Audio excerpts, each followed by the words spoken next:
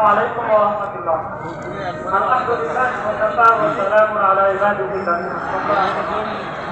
আলহামদুলিল্লাহ, আমরা আজকে যে এখানে একত্রিত হয়েছি, আমাদের ফিলিস্তিনি নির্যাতিত এবং পীড়িত মজলুম এই জনতার পক্ষে এবং বর্বরোচিত যে হামলা ইসরায়েলি বাহিনী চালাচ্ছে, আমরা তার বিরুদ্ধে একত্রিত এখানে হয়েছি। আলহামদুলিল্লাহ, আমরা জাতিসংঘ সহ বিশ্ব